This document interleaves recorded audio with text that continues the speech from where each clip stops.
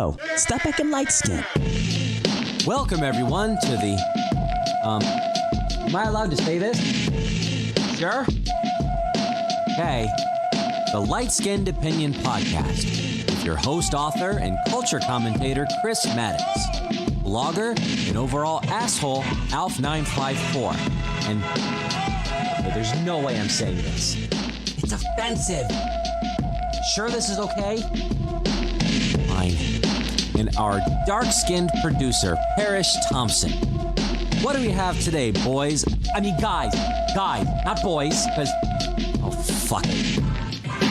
2 to 3 to 4, it's the light skin opinions, and we knocking at your door like 1 time, 2 times, 3 times. Hey, call your mom, tell your friends. We live. Check us out, man. Hey, what's up? It is your host, Christopher Maddox, and we are here with another episode of the Light Skin Opinions Podcast. I'm your host, Christopher Maddox, like I said, and across from me... I'm over here looking confused. I'm like, because like I put my volume down all the way on my phone so I could see the comments, but like the shit was still coming through. So yeah. So you lost. We getting it together. The guy who is confused over here is my good friend at Alf954. Alf, say what's up, everybody. Oh, when we go on YouTube, you don't use the Creole on YouTube? Oh, say. Okay, Nabole, yes. Then we got the Wonder Kid producer, Parrish Thompson. What's up? What is it? ¿Qué pasa, mi hermano? Hermanos. ¿Qué pasa, mi hermanos? Man, let me tell you what, man. When this camera come on, boy, the nerves come out, cuz. My goodness. Hola. You need to take your shit off. Oh, that's say what? To my people? I'm hearing everything come through yours too. Mine is low as hell. It's still coming through. It's all right though. They might not hear it on. Oh, okay. Cool. All right. So you know how we doing light skin opinions. You know, we gonna be funny style with it. We're learning. Speaking of funny style, ladies and gentlemen, we are coming to y'all a day after history has been made. And we got to talk about it a little bit. Joe Biden inaugurated yesterday. Big deal. I want to go first to let's be a little serious about it to begin, and then we can get with the jokes. But I think we all agree that one of the great things about yesterday was just how absolutely normal it was. And I don't consider myself to be an old corny Yankee Doodle dandy, you feel me? But I was watching all the festivities and feeling a little bit like, okay, what I'm saying? This is America. I don't love it all the time, you feel me? But it was nice to see. It's wild that it was normal and there was actually nobody in attendance. Yes. You know what I'm saying? Like a normal inauguration has crowds. It has people cheering, when you hit them right notes. And, people were hitting them right notes during speeches and you got a smattering of applause. Smattering. Just like a little golf clap. And like, it was just kind of wild. But it's like, it's the new normal for us as far as COVID. You already know, like, we don't watch Biden give speeches for 8 months and all you hear is horn honking and shit. Yeah, exactly. So we're used to it, but it's a little bit funny. But at least you didn't have a motherfucker up there preaching fire and brimstone right off grip. Do you remember that? Do you remember that? Cause fucking inaugural speech from 4 years ago. That actually turned out to be quite prophetic. The man said it was going to be carnage, and then if he ain't leave carnage in his wake, I don't know what you call that. Main thing I took away from the inauguration. Inaugurations are inaugural and whatever. We love all of that.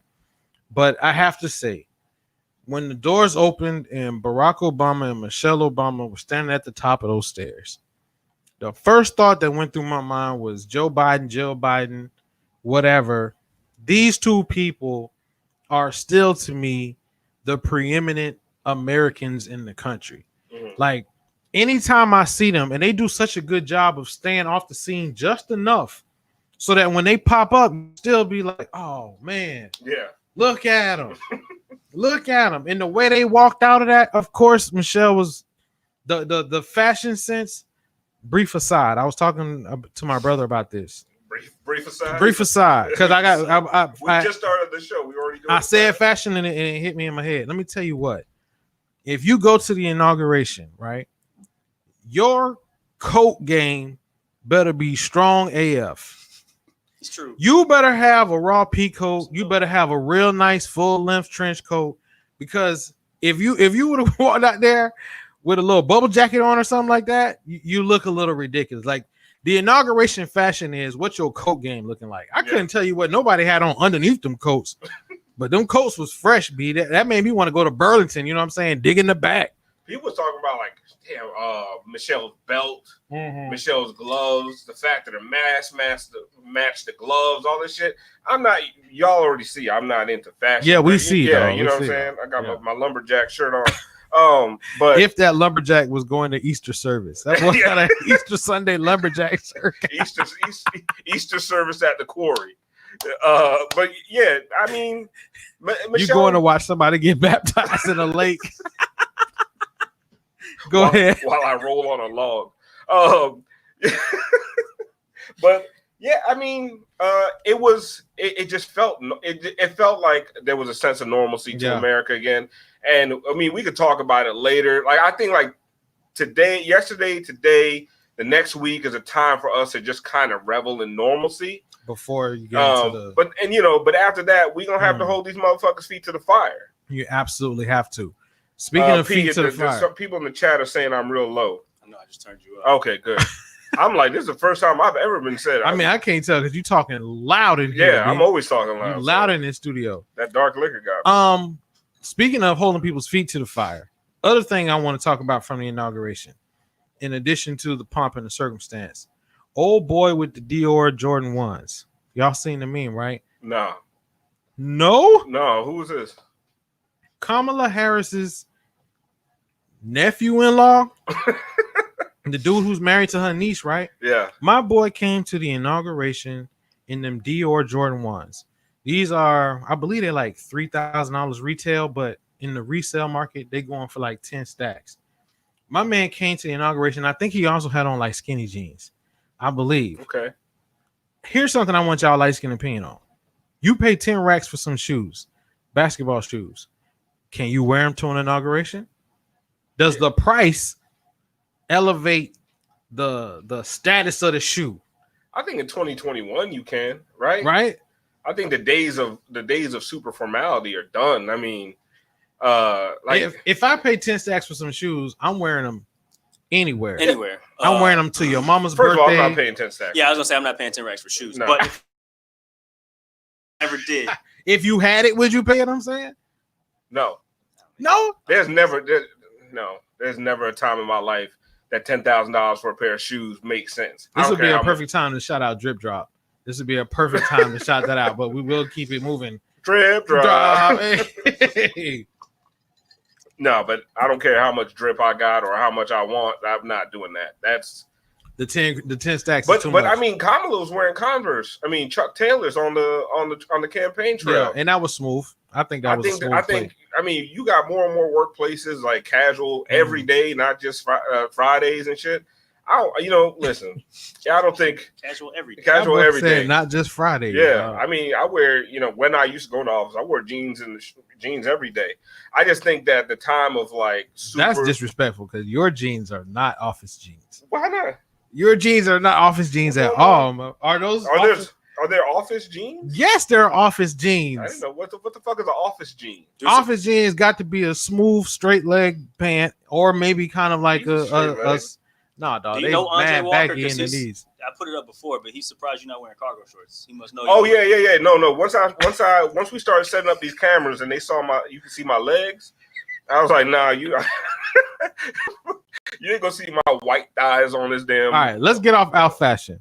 Let's talk about the next thing. Terrible idea. And I feel like we're not doing the inauguration enough justice. So I want to go to one of the serious highlights first. Amber Gorman, the young poet laureate. The poem was laureate.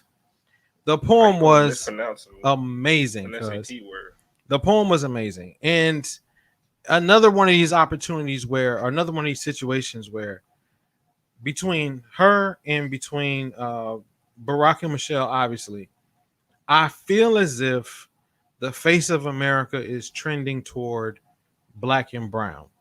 I feel as if, because if I felt you this didn't way, even mention Kamala. I mean, and not even mention Kamala. Sorry. Yeah. Because I feel like when the rest of the world looks at this inauguration, they too are going to look past Joe Biden and Jill Biden, and what they're going to see is, or what I think they will see, is Kamala Harris, Barack and Michelle, and this young lady who did the poem. I mean, everybody else who came and spoke was very perfunctory, but the things that had impact on the and Lady Gaga singing was, she did her thing, especially with that big ass bird. That bird was huge. I mean, I ain't never seen a bird. Someone said that was she's telling America it's really the Hunger Games. Yeah, like that was a mockingjay. It is yes. They're like, it's the Hunger Games out here for it's real. The biggest mockingjay in the world. But she did sing her little song. J-Lo, I don't know why people keep booking J-Lo. Yeah, J-Lo can't sing. I mean, at all. Like if it's a dance number, yes. Like she gonna, and they had Garth Brooks sing one of the most soulless, amazing graces I ever heard. Well, because they had to have a countryman. Yeah, just to reach out. You had Lady Gaga for the pop and the main and whatever. You had J-Lo for, I guess, maybe like the ethnic, whatever. You know what I'm saying? Yeah, whatever. I don't think they had to have a countryman. I don't know what. Well, I think they were trying to reach out to MAGA, man. Just like Monday Night Football, like everybody except the NBA got a country something. You know what I mean? I think because country music is the leveler of white people. You know what I'm saying? Like you can't really put the Foo Fighters up there. Yeah. Or I don't know much about white music. Like who else could you put? That was your go-to. I like that your default white music is the Foo Fighters. Because I don't know if they come out with an album. I don't know. But they performed at the inauguration. The Foo Fighters, this is a whole nother side topic. Yeah, they were they're like the last real rock group. I was thinking rock music, so that's why I was going to say like Goo Goo Dolls. Are they still around? See, this is a whole other conversation that we're getting into because I was arguing with somebody like maybe, and now granted, I'm not an expert on white music, but I'm like, is white rock and roll? I'm pretty sure. Yeah. Is white rock and roll is basically over with? Like, is there a white rock and roll scene that I'm not aware of? I bet there is. Like how people say real hip hop ain't around. Yeah. But then you talk to some nigga. So it's really some. And he's like, "Oh, you ain't heard Griselda music," and I'm like, "No, I haven't. I don't have time." I would think you would love the Griselda. I've heard some of it. I like Griselda. You know what I'm saying? But like people, I also don't have the time to go searching. But like, when you were young and you know what I'm saying, you had time to go find and search. Well, it ain't no mainstream rock and roll. No, it's the Foo Fighters who they pull out. You know what I'm saying? Maybe if you could find the White Stripes somewhere, I guess. But anyway, we all off the purpose of this conversation. Yeah. I thought Amber Gorman was amazing. Yes, amazing. How old is that girl? 22 years old. I mean, 22 years old. To have the composure. We over here on the YouTube live stuttering and shit. Stuttering and fluttering, B. And she had hand movements to go with the joint. Mm-hmm. She was prepared. We very, very rarely. I call myself a writer. Yeah. And then I see stuff like that and I'm like, man, you suck. I'm not gonna call myself a writer for like maybe 2 weeks. You know what I'm saying? I'm gonna let it lay down for 2 weeks. Yeah. Because to me, that's real writing. She really, in that one line where she said people who would rather shatter the country than share it, would rather destroy democracy or than delay it or whatever the phrasing was. I was like, wow, that is the perfect way to capture the context in which this inauguration happened. And then through listening to it, she finished her poem on January 6th, on the day that the whole riot and all that happened. Yeah. She was watching television, and that was the impetus to say, let me go and finish this joint. Yeah. So we all been there before as creatives or whatnot. When you see something, you get some inspiration, you're like, let me. And that's shit, when you do get that inspiration, that shit just be flowing. And that's how I know. I was like, oh yeah, she saw that joint on TV the way all of us did. Yeah. It was like, nah, shorty, I got to write about this. Yeah, because she saw white people fighting white people in the streets. I almost wrote a column. That shit was about to be too celebratory. Bro, I was watching the interview. Yes, I was watching the interview and the Capitol Police, but it was like we was in hand-to-hand combat on the steps, and then they showed a clip, and they really was. Yeah. It was like 3 or 4 Capitol Police dudes actual throwing hands with these hooligans. I was like, I'm like, why you ain't shoot them? I find it. The whole time I was like when the black man who led them away, and what is it, Eugene Goodman? Yeah. I mean, props to you. I like the fact that they highlighted this man. He risked his life. Let me say this though, because if I'm my boy, y'all call me in here, you giving me a promotion. Hey, y'all, you led the people away. You gave them time. You do to you. Thank you, sir. That's great. What that check like though? I'm saying I better get that. Come with a I want that sergeant at arms check. That's what I'm saying. You know what I mean? Bump all of this love about what I did. Help me pay what these I bills. didn't understand is why he was leading people away. Because for me, as a police officer who was supposed to be, protecting the Capitol building, I'm sending off shots. That's license. That's full license. Listen, I'm telling you, I'm a police officer, and as an angry white mob headed my way, they wouldn't have got to step one. Why I've been on that first step. Bomb, bomb, stand your ground. Bomb, stand your ground. Look how you shoot. Look how you shoot.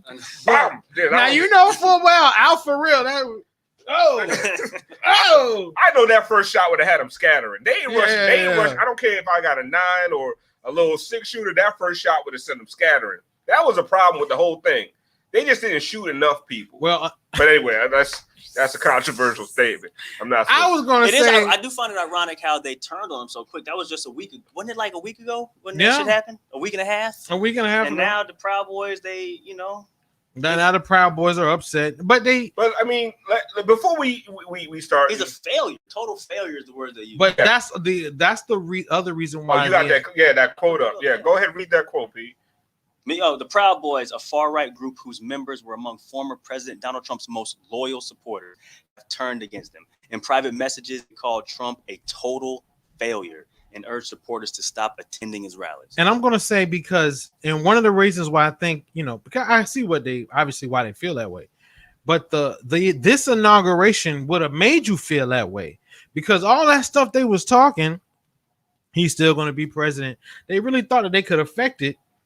Not only couldn't they, the country is moving on, at least visually to the eye, as if nothing ever happened. The inauguration helped create that quote. We have the perfect encapsulation of how these people are feeling right now. P, I think you got the video, because I'm all about the MAGA tears. President Trump. Oh my God! Oh my God! If you see this, please save us. Yes. Yes. I don't even see our American flag anymore. Biden's talking with some kind of crazy flag. Oh, let me taste your tears, Scott. This is America. This is our land. Your tears are so yummy and sweet. Please, President Trump. Please, I hope you have a plan. God, please save us. Save us from the devil, please. Oh my God. Y'all are about to have a panic attack. Oh, the tears of unfathomable sadness. This is our country. Our country. This is awful. God, please save us, please. Yummy, you guys. That's all. Bruh. Yeah. First of all, do you not know who Donald Trump is? Well, to think that Donald Trump would look at a video on Instagram or Twitter.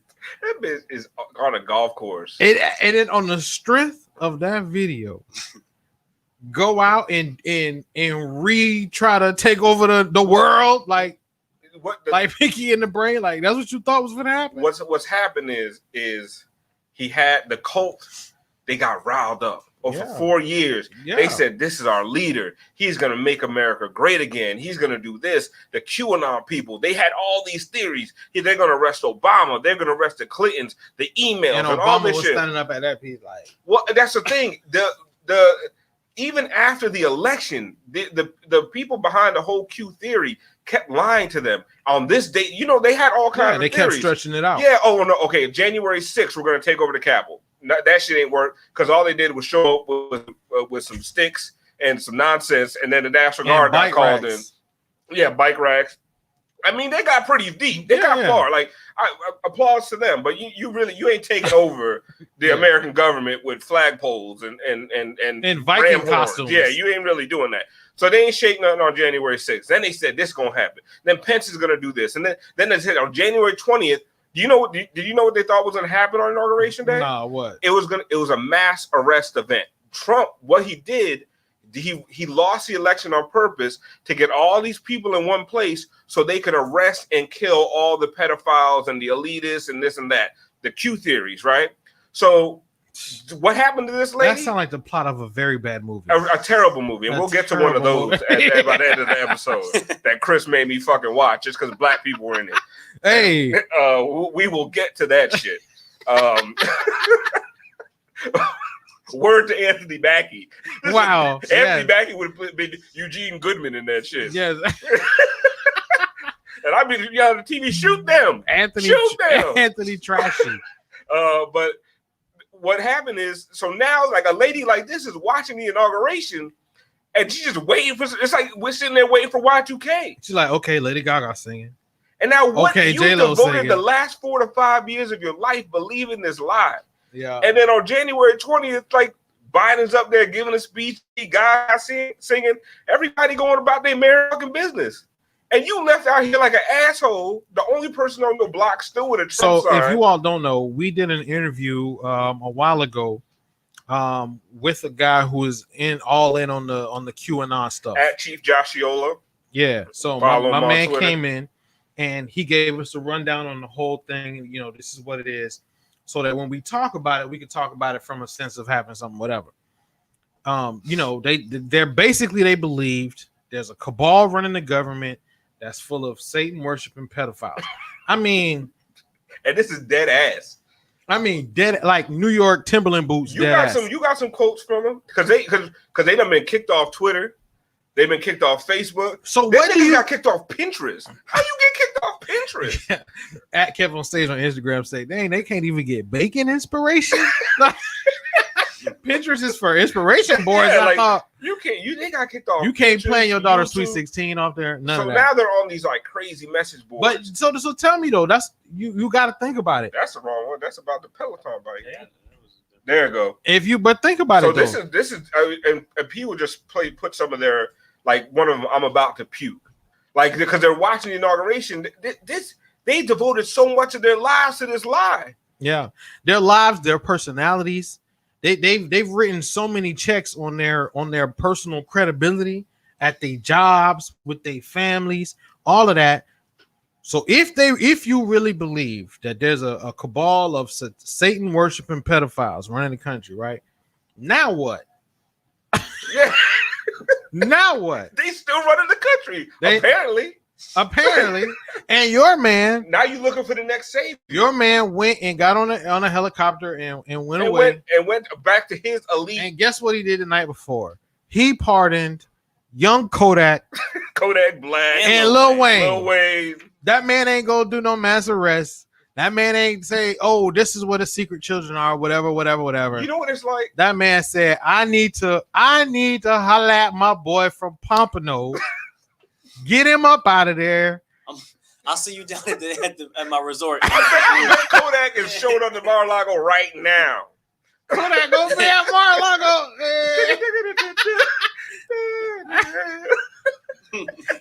And I can't be mad at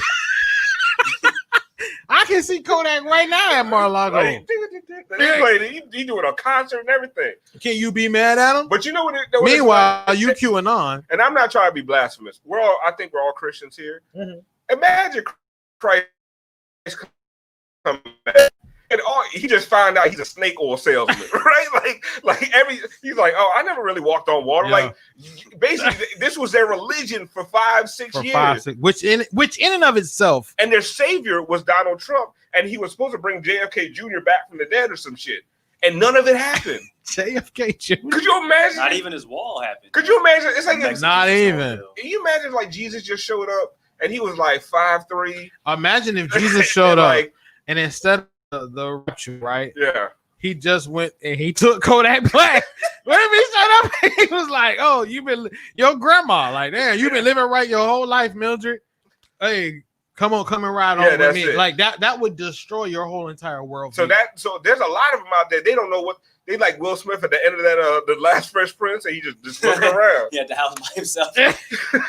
And that be like, empty. You remember when Forrest Gump, when they was all running after him? And they were all running around the country. And then one day he said, "I feel like going home." And he left. Yeah. And they're like, "What are we supposed to do now?" That's Trump supporters. They in the middle of the fucking road, not knowing what to do next. And the thing is, so what I was watching MSNBC, and what a lot of white supremacist groups have done is they jumped on this.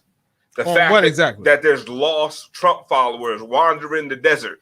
Yes. And so now they're like, you first of all, we already know y'all some dumbasses. You'll believe anything. Y'all believe any old bullshit that come y'all way. So hey, really what this whole time you should have been following us.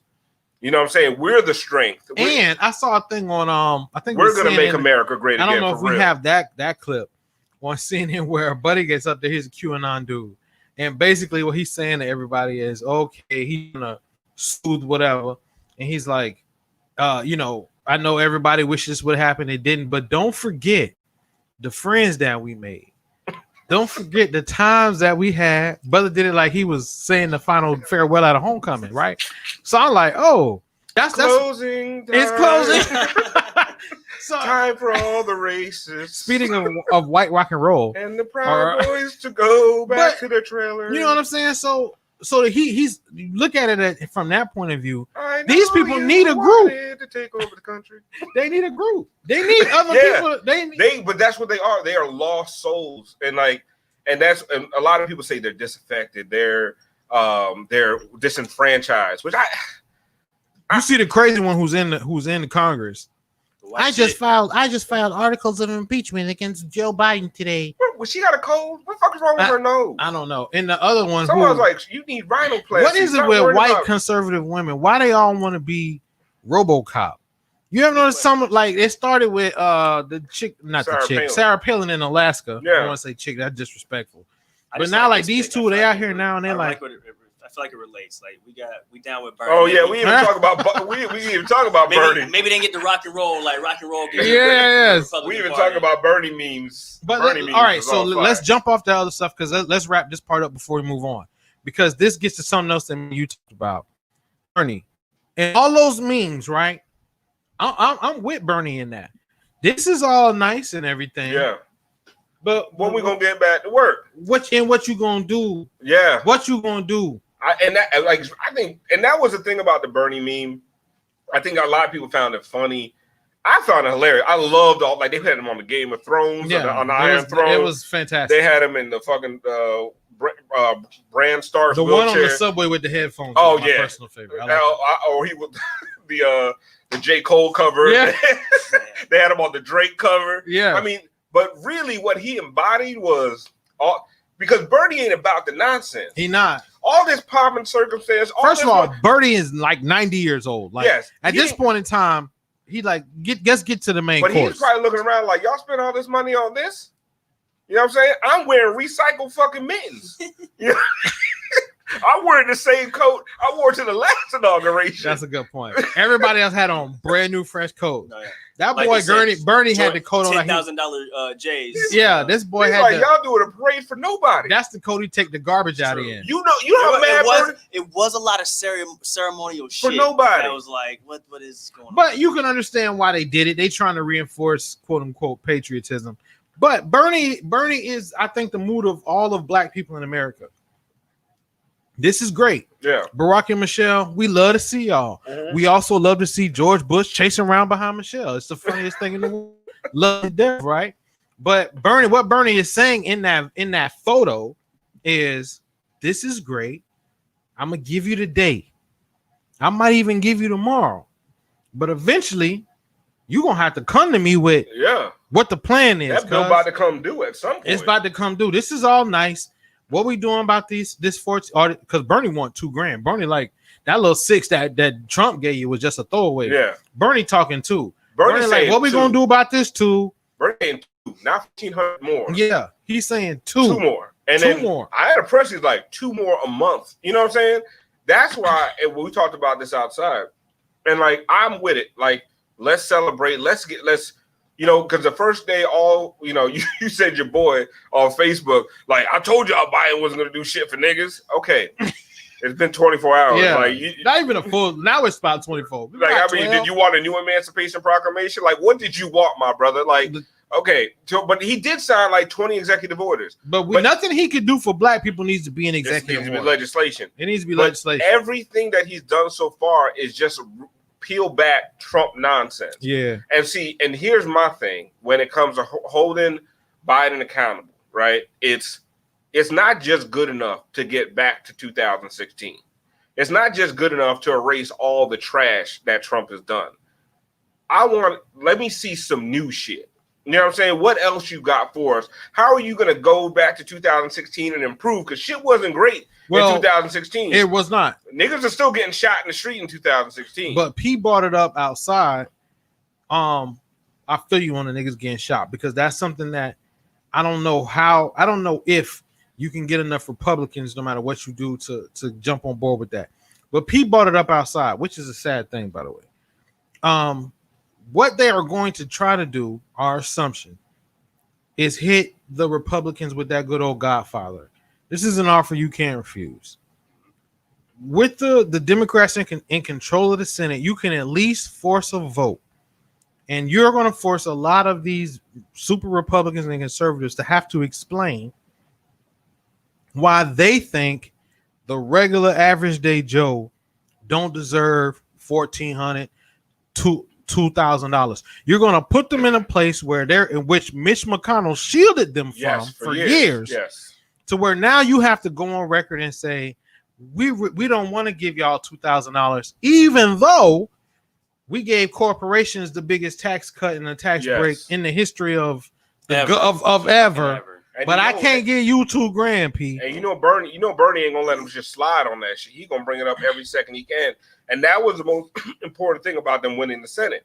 It's not just about getting Mitch McConnell out that seat and getting and getting voting power.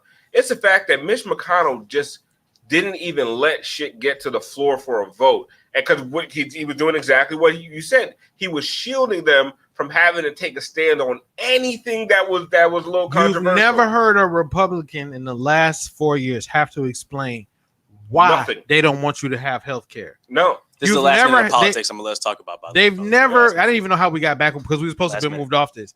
They've never given had to stand up in front of the cameras and explain, this is why we don't want to extend unemployment benefits. Because McConnell just said, we ain't voting on it. You can pass whatever you want in the House. But now Lindsey Graham is going to have to tell people in South Carolina who are struggling. Mitch McConnell going to have to tell people in Kentucky, the poorest country in the entire union, why they don't need $2,000. Exactly. And so you're going to have to tell them, oh, well, I think government spending's out of control. And they're going to be like, oh, word? Because y'all done been spending like drunken sailors the last 4 years. Y'all been building fucking walls, doing all kinds of bullshit, giving tax cuts. You're worried about government spending, but you're cutting government revenue because you're giving tax cuts to the most wealthy. You know, it doesn't make sense. Like before they never even had to explain these things. Yeah. Now you have to. Somehow McConnell was shielded from all of it. I don't know. All of it. I don't know what's going on in Kentucky. Like racism. Racism. I don't know. I don't even know. Because it's Mitch McConnell and it's Rand Paul. Yeah. And I'm like, are there no black people voting in Kentucky? You see what Rand Paul said? That shit blew my mind. He was like, oh, he felt like he was attacked by Biden. He said he felt like he was calling us all white supremacists. Bitch, he didn't name you. He called out white supremacists. But you got offended? But a hit dog will holler. Yes, say what? Hey, if you out here be like, I can't stand crackheads, and I'm like, I'm offended. Bitch, that sounds like I'm a crackhead. What you mean you can't keep saying crackhead?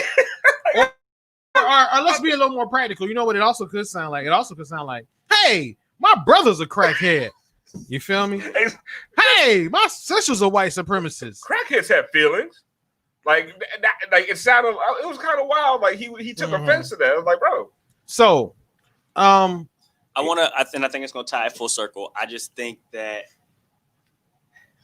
what just happened with Trump and everything the past 4 years, it's just it shows that things can repeat themselves if we don't learn from our past. If we don't learn from our past, and that's one of the oldest cliches in the world. Yeah, that history repeats itself. And that's a great transition, P, to go to our next segment. Go ahead and play the video, then we're gonna come back and talk about it. That wasn't necessary. Yes, that absolutely was necessary. We're supposed to be friends. Yes, I am his friend, and that is why I am trying to give him a wake-up call. There is no more room for anyone. Not you, not me, not Jimmy, not Sam, no one to be standing on the fence anymore. Our people are literally dying in the streets every day. Black people are dying. every day. And a line has got to be drawn in the sand, Jimmy. A line that says either you stand on this side with us or you stand over on that side against us, cats. And I believe in that brother's potential, Jimmy, too much. Too much to let him stay over on the other side. I better go get him before he dries off.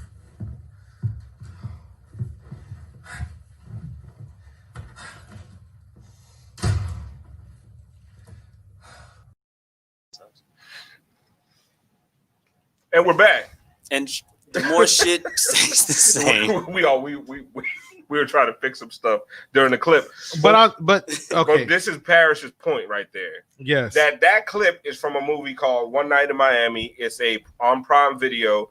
If you have not watched it yet, watch it. It's an amazing movie. It really is. And like somebody was telling me that like it was misleading. I thought they were gonna be partying in Miami. No, this is about a conversation between four of the most influential black men at the time: Malcolm X, Jim Brown, Muhammad Ali, and Sam Cooke. Mm-hmm. And it was the most jarring thing about it was why I love that clip and why I clipped it.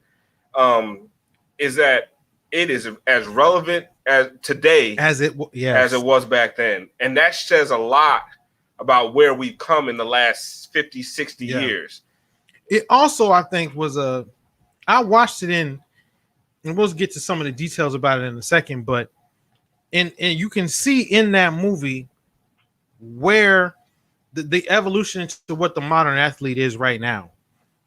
In that room, and we talk a lot about the summit with Bill Russell and everybody like that, but in that room, you get in that movie, at least in the fictional telling of that story, you get a more intimate look at the thought processes of what it is when you are in a country and trying to affect change and all the different routes that people take because of your individual circumstance. Right. What I liked about it, it wasn't just the one way. Yeah. And that's what I feel like. They had four different point of views.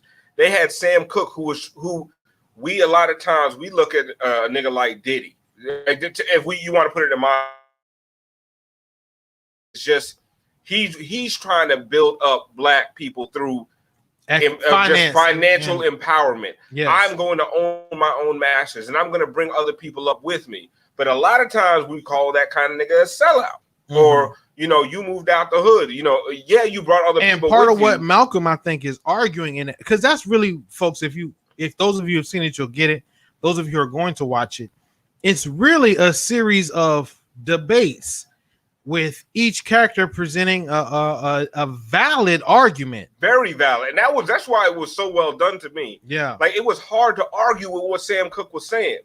Very hard. But I think Malcolm's point was also that while what you're doing is impacting you and the people that's directly under your circle, Malcolm was always shouting for, we got to be looking at what's happening on the bigger picture about Malcolm.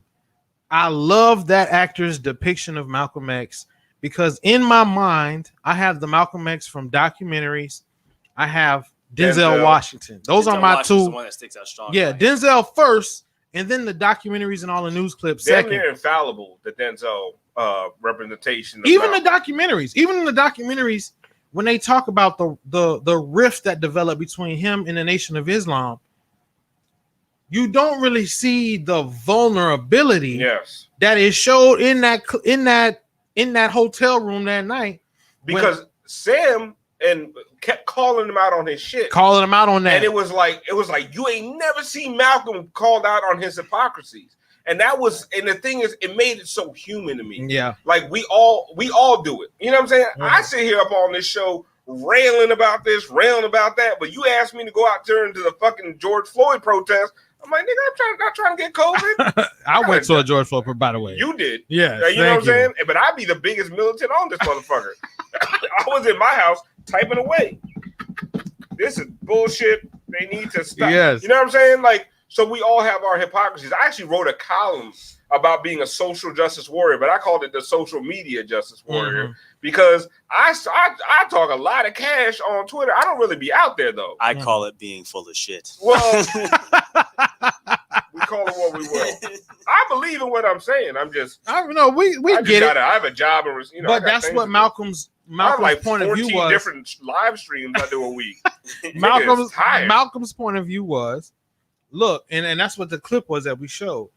And I think we're going to get to a point like that again here now, because like we were saying, the dude who was on my Facebook talking about, I told y'all Biden ain't doing nothing. That was a black guy.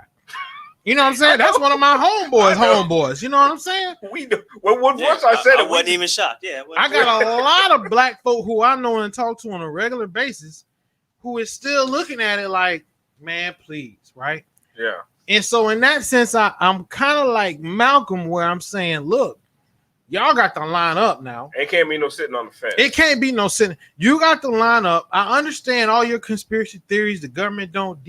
But they think you're sitting on the fence. Is a thing. Yes. That's the thing. That's why it's a tough conversation. Yes. They think you over there sitting on the fence placating to the man in Biden.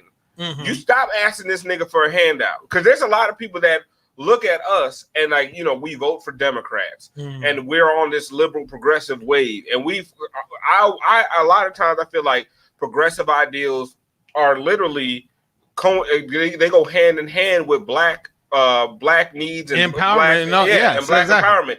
A lot of the things AOC talks about in the Green New Deal will lift up poor and black and brown communities, but a lot of people look at us like bootlickers. But like the term bootlicker been on social media heavy lately, because we out here celebrating Biden and this. Yeah, I know a lot of people like that too. The most powerful point in the movie, honestly, was at the very beginning, when Jim Brown he went back home to hang out with his coach. And his coach was like, "Oh man, you're always home here. You're one of our best and brightest, and we love you. And I'm proud to be from this island because Jim Brown. Because Jim Brown from here. Hey, you need some help moving this? We don't let niggas in the house." And he said it with such like this. That's the way it is, my nigga. But honestly, I feel like that's what is the same for like that's what hasn't changed the most. And I feel like what changes though, nobody's gonna call us a nigga to our face. But I feel like, it's cool to be black. It's cool to listen to black music. It's cool to dress like black people. But it's not cool to be black. We fuck with you, but we don't fuck with you like that. And it's not cool to support black issues and black legislation. Right. You just saying that in the middle of you talking about that, the first thing I thought about was, because I wrote this in my water cooler talk this week. I'm already dreading, and I've already started to see it and have these conversations with my homeboys who's like, see, he let Yak loose. Yeah. He let Lil Kodak loose. I told you he was for the streets. Yeah. And I'm like, no. Letting niggas out of jail is not the same as stopping the socioeconomic things that put niggas in jail in the first place. But it's the same thing that P just said. Because yes, he'll let Kodak free and they'll do whatever up until a point. Then they'll say, come on, Kodak, we don't let niggas in the club. Exactly. Right. Can Kodak join Mara Lago? You can date Ivanka? You can do this concert over here. You can do this concert at the house, but hey, let me come stay at your house for the night. Can he hang out with Barron? Can he? And honestly, is Barron still alive? Yeah, what happened to Barron? Yeah. I feel like when we see Barron again, he's going to be like 34 years old, and we're going to find out that he was like a Trump clone who they've been like injecting nutrients in for the last 4 years. We're going to see that he's going to be full grown. We're going to be like, what? This nigga sleep in a fucking vat of embryonic fluid. Of embryonic fluid mixed with like hair gel. He emerged from that. So I want to get into something because I think we talked about one night about. Oh, let's talk about this other movie real quick. I thought she was gonna forget, I agree. Go ahead. You said I said let's all watch One Night in Miami so we can talk about it on the show. Chris said sure, but we should also watch Outside the Wire. And I was like, Outside the Wire, what is this? I didn't even know what that was. I thought it was like the Kanye West story or some shit. I'm like, I thought this was culturally and socially impactful, like One Night in Miami is. He's like, no, he just saw two niggas on this on a Netflix preview and said, it's a black movie. Let's review that one too. You halfway right. You halfway right. I know. You halfway right. But the movie was terrible. That shit, if you have not watched Outside the Wire, listen to Light Skin Opinions. Do not watch that trash motherfucking movie. That shit was horrible. That movie was terrible. And you are right. Now let me give the context, please. Because he's trying to make it like I just was like, whatever. That movie Outside the Wire comes from the same production company that did The Old Guard. Mm-hmm. The Old Guard with Charlize Theron, you've seen it, fresh little action movie. But the part that I thought was cool about it was the real main character or the co-star was a young black actress playing the role of a young black woman who finds out she's immortal. I was like, oh, fresh. This same company did Extraction with the boy who played Thor. I don't know which Helmsworth it is. Let him explain it. It's a buddy who plays Thor, right? Right? Great action movie. Rolling, flipping around, shooting people, cars blowing up. I don't care about the dialogue. It's a raw action movie. I'm like, raw. But guess what? In that movie, he's, shepherding that little boy around. That boy is a major co-star, right? And he's a little person of color. Right. So I'm like, okay, this company is giving black and brown people chances. The worst script they had, they gave it. Then I see the next one they got coming, which is Outside the Wire. Anthony Mackie is, last time we seen him, he's the Falcon. And Damson Idris. And buddy from Snow. I just want to point that out. He is the least interesting Marvel character in the universe. Yeah. But now you see why. And now I'm a little worried for Falcon and Winter Soldier, which I am hyped for on Disney Plus. That's another story. But looking at this boy Anthony, this young man, let me not call him a boy. This fella Anthony Mackie was terrible in this movie. The movie was horrible already. You give a bad actor a bad script? I mean, I didn't realize he was a bad actor. Y'all remember Anthony Mackie was like Papa Doc? Y'all remember he got him in 8 Mile. Remember he was in Half Plenty, Spike Lee joint? No. Oh, y'all sleep. I saw him in that, but I mean, I don't think he's a good actor. I never thought he was a good. I was mad that he let them have that shitty ass beard that he had in Endgame and in a few Marvel movies. Yeah. I was like, what the fuck is this beard you got? But you still got the pencil beard. Like, it's not 1995. Yeah, like, what you doing, dog? You got an actual chin strap. Yeah, you still got the chin. That means you had no say in your, like, costuming situation. Yeah, like, I know the Falcon. I read the comic books. He didn't have a pencil beard. He did not. There's no basis in reality. The young brother from Snowflake. Snowfall. No basis in reality. For your pencil beard. The young brother from Snowfall was fantastic in it. Let's go back to we're still talking about Outside the Wire. No, you can move on. I just wanted to say was fantastic in it. I just wanted to give him his props. Franklin Sate, the best character on TV right now, Snowfall. That's some shit y'all need to watch. But he made Anthony Mackie look like a joke. Yeah, he looked honestly. It was. So in the middle of all this black excellence at the inauguration. It was Denzel next to Robert Townsend on some shit. Yes. Like, it was. I want to apologize to y'all. I'm sorry, Robert Townsend catching strays, but like, what? Robert Townsend, bro, don't act like Meteor Man wasn't fresh. Yeah, you watch Meteor Man. I'm still mad they had James Earl Jones with a flat top, but that's a whole nother story. Yeah, that was bad. But outside the wire, I now forget what the fuck I was so mad. Well, let me get to my point here. I want to apologize to y'all boys because in the middle of the black excellence of Michelle and Barack, you put us on this trash. Yeah, I'm sorry. You did, bro. And after one night in Miami, the poster. I'm gonna put up Michelle and Barack because that's not. That is Kamala and Barack. Did you put up the Outside the Wire poster? A couple times. Okay, yeah, because I don't want to see it no more. I feel like when you just said that, I'm sorry, everybody. I feel like we haven't given enough due to the fact that Kamala Harris is the first black woman vice president. I feel like we've been talking about it so much leading up to it that at least on this show tonight, we haven't given it the respect that it deserves. I just want to point out, and just real quick, because people always, I've seen a lot of hate on Instagram and Facebook about, why you so happy? It's just because she's black. Yes, motherfuckers. Yes. Because she's black, because she's half Jamaican, because she went to an HBCU. I have never heard so many people shit on HBCUs. Most of them are black, and most of them went to UF for some reason. I don't know why, but like I have them in my family. I have black people in my family who, when I went to FAM, my sister followed me to FAM. I got 2 cousins who followed me to FAM because I made it up in my mind. Oh, this is what we're gonna do in our family, right? I had people who was like, "Why y'all going to that black school? Yeah, right. What you gonna learn out there? They not gonna." Now these black people telling me, black that. people. I'm telling you, just shitting on HBCUs, fam specifically, but just shitting on HBCUs Yeah. in general. But and it's The weird. best Shout out to I my had cousin Vanjie. My cousin Yeah. Vanjie was the first person I know who went to HBCU. She went to Howard, and when she got accepted to Howard, it's like somebody won the lottery in my family. We had the biggest party I can remember because it was The best Vanjie times going I to had Howard. in college were at FAMU and Howard, and I went to the University of Florida. That just tells you. What's up? And I'm sure you went because somebody told you couldn't go to HBCU, right? You had to No. I just honestly, my college. It's some about UF. Some about UF niggas though. Some about UF niggas my that college shit on situation HBCUs, was- Bro, I know a UF bunch is one of them schools where a lot of folks go in, but very few come out. It's man. true. And, Yeah. I went to college. You know why? I didn't apply to FAMU because So first of all, I wasn't supposed to graduate high school. There was because I remember going to my guidance counselor. This is story time with Alf. We should make some imaging. So I go to my guidance counselor. First quarter of senior year of high school. I'm at Tarbell. I already done been kicked out of Boyd Anderson. Kicked out. And then she was like, she's like, what are you going to do after high school? I was like, I probably could go to UF.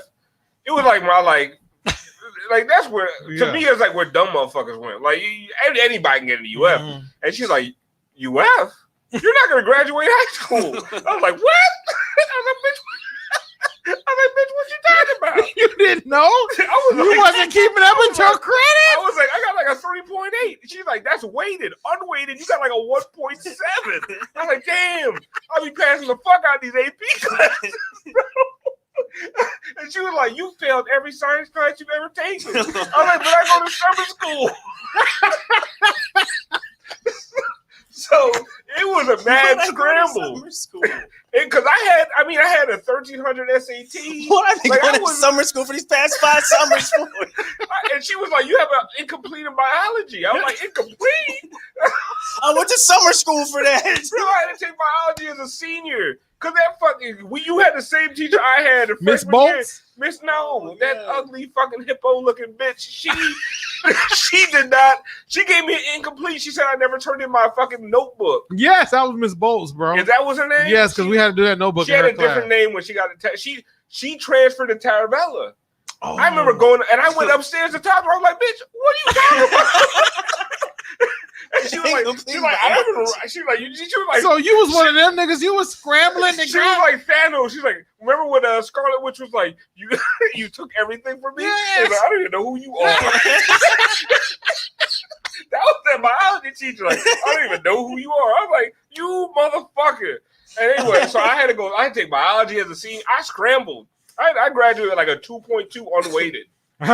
But so the only reason I went to UF is because there was one, because I wasn't filling out a bunch of there was the applications. common application. There was one common application. Now you got to pay $20 and you could check 3 boxes. I FAMU remember wasn't that on that one. Yeah, it was on that. It? Yes. Oh, maybe, I don't know. I just said send it to all the Florida schools.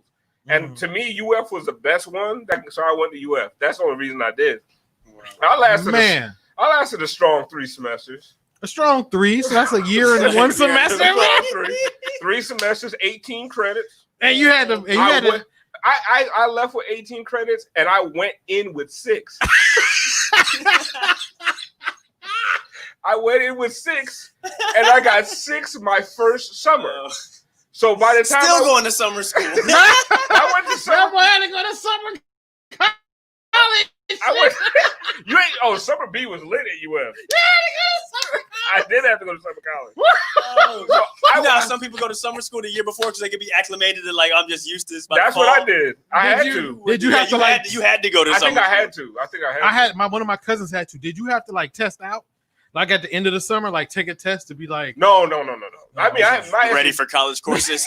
my SAT score was strong as fuck. Like I got through. I had an A plus. I had an A and a B plus in the summer, and I was like, "Oh, college is easy." And then the regular semester rolled in, and all the women came, and I was like, "Well, fuck this." So I had 12 credits going into my first semester, real semester of my freshman year. Over the next 3 semesters, I garnered another 12. Oh my gosh, cuz. Yeah, that's what I dropped. So you had to like come to the cribbo? Like, did you hang around town for a little bit? Well, no, yeah. First, I came home. I didn't tell my mom I dropped out, and then I went back, and the day I was leaving, I was like, I ain't got no classes. Bye. Well, where are you going? Where are you leaving for? I went back to my apartment. I stayed there for like 2 months. I worked at McAllister's Deli, and I was like, this is bullshit. Then I moved up to Charlotte, lived with my brother. Wow, cuz. Yeah, bro. I've lived. Clearly. I hope that little Raggedy Poon was worth it. Yeah. You left the crib for some Raggedy Gainesville Poon? Oh my God. Oh, that's gonna be where the show ends. Oh my goodness, cuz. I didn't know that about Al. Nah, man, yeah. I had What were we even talking about? I don't remember. You said something about UF, and I was like, let me tell y'all my UF story. Oh, I got some UF stories for y'all ass. Like, this is what is it? The after show now? Because you said you cut the show off? He cut it for the podcast. Oh, for the podcast. For the audio podcast. Okay. Yeah, we're still live. We're still with the people. The 14 people still watching. Thank you. 14 strong. 14 strong. We're with you. Yeah, no, man. I'll shout you out if you send your tag right now. I'll shout you out. I went straight up. Yeah, I was my first summer. I got, like I said, I walked in with 6 credits from AP classes. Got 6 credits again. My second semester of my freshman year, I literally went to the office and pretended I had an injury. So because I signed up for a PE class, and that bitch started at 6 a.m. And I tell you, for the first 2 weeks, I was out there bitch running. Doing good, running. And then after a while, I just, because I was drinking too much, I was like, I can't keep waking. I was like, I have a bad knee. Oh my God. And they took that shit off my fucking transcript. Bro, hey, I got some stories for you. Oh, man. Ladies and gentlemen. Oh, the best story I have from high school is that I got an award. It was called the National Achievement Award. Yeah, I know that. Yeah. It was for the highest PSAT score for any black student in all of Florida. I won that shit because I had like a perfect writing score, perfect English score, and a really high. So I won the National Achievement Award, highest PSAT score in all of Florida. That means 100% tuition, yes, 100% housing. They gave you money for clothes, food, all kinds, free motherfucking ride. Like, this shit is like written down. There's a contract and everything. We went to Gainesville. No, the people on the board of this award saw my GPA and said no. No, they legit was like, no, you're not. Oh my God. I went up. There was a ceremony and everything. I went up on stage. My mom came and shit. First of all, my mom was like, "Where are you going?" I was like, "Oh, this is an award ceremony at school." It was like 8:00 at night. It was a big deal. She's like, "What?" I'm like, "Yeah, I'm getting an award." She's like, "You didn't tell me?" I'm like, "Oh yeah, come on." So yeah, come on, Mom. She came. I went up on stage. I accept this award. It's a big fucking deal. Is it the next day they called you? No, it was like 2 weeks later. They were like, "No, you don't." You're qualify. Making a mockery of what we got going on here. And I was like, wait. I went through the whole thing. I was like, "There's nothing in here that said nothing about GPA." They're like, no, they were basically like there were like ethics clauses. And bro, the PSAT is what got me ready to go to school. I got the PSAT was before the regular. You take it like 10th grade. Yeah. I took that joint in 10th grade and I got like a 14 something, and I started getting letters from like all these colleges. Yeah. And you know how I was in high school. We were super playing around. Yeah. So when I started getting letters and stuff, I was like, oh, I could really go to college. And that's when I kind of, got myself together just enough to get there. That's when I was like, oh, this shit is easy. Fuck it. I couldn't do that. My mama wasn't gonna have that, boy. Not at all. Not at all. Ladies and gentlemen, now that we know that Alf has been a complete. But look at me now. Look at him now, folks. Here in the studio with us. Look at him now. Motherfucking success. Selling tea tree oil, drinking Crown Royal. 14 different live streams. Talking to a girl that you know. Hey. I know it rhymes. He had to finish his rhyme, though. I know it rhymes. I had to throw it out there. Come on. I had to go ahead and throw it out. Let me text her, sorry. We got in there. Hey, I'm trying to help you out. out. One of the 12? Is she one of the 12 watchers? Huh? Oh, she one of the 12? Hey. Might be. My wife might be one of the 12. If you're watching, baby, what's up? She had texted me earlier. I know she's watching. I was like, oh.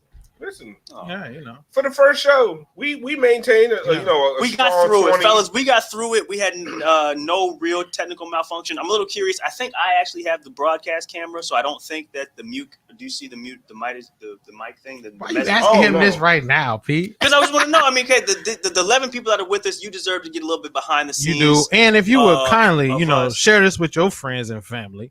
And We'd subscribe to the YouTube channel. Get the banner We're back trying to up, flip these algorithms subscribe. like Stacey Abrams flipped Georgia, man. Trying to get For real, we're busy. trying to get with you. Send it to your black friends. And send it to your white friends too, just so they can be like, "What is this?" Exactly.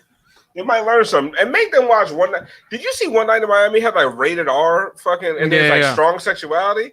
I ain't see one titty in that whole movie. Not a titty, not a strong backside, nothing. Nothing.